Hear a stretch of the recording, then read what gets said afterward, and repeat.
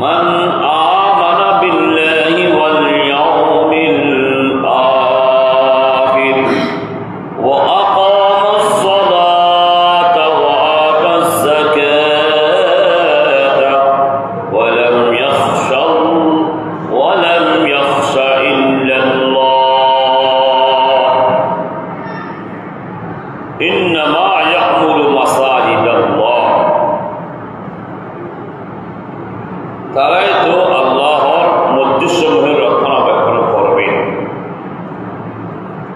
মান আমানা বিল্লাহি ওয়াল ইয়াউমিল আখির, যারা আল্লাহ ও আখিরাতের প্রতি ঈমান আনে,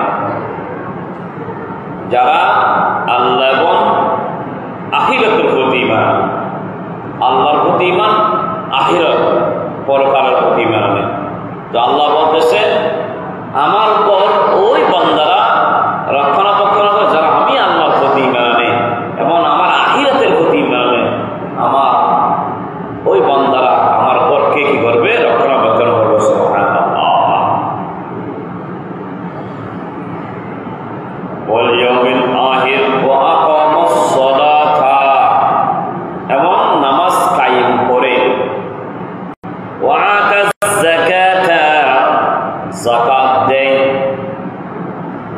যাকাত প্রদান করে, ওয়া লাম ইয়াখশা ইল্লাল্লাহ, এবং আল্লাহ ব্যতীত অন্য কাউকে ভয় করে না।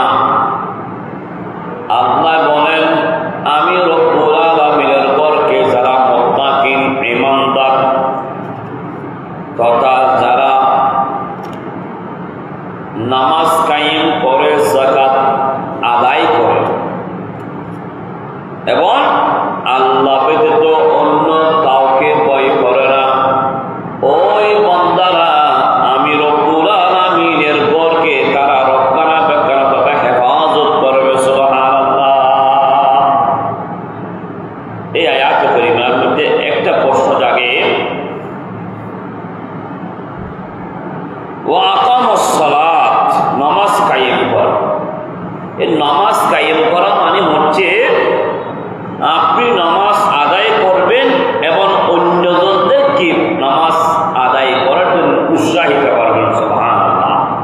নিজে পড়বেন এবং অন্যকে পড়ার জন্য নামাজের তাকিদ দিবেন, নামাজের ফজিলত বর্ণনা করবেন, নামাজ সম্পর্কে বুঝাবেন। এটাকে বলা হয় নামাজ কায়েম করা। সুবহানাল্লাহ।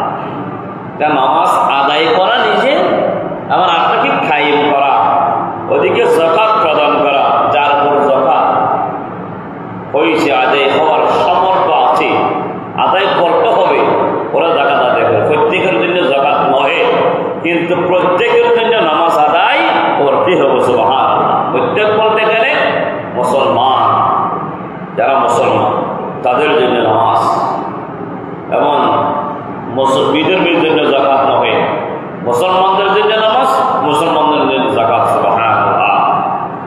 আমরা একটা হাদিসের দিকে যাই। বিসমিল্লাহ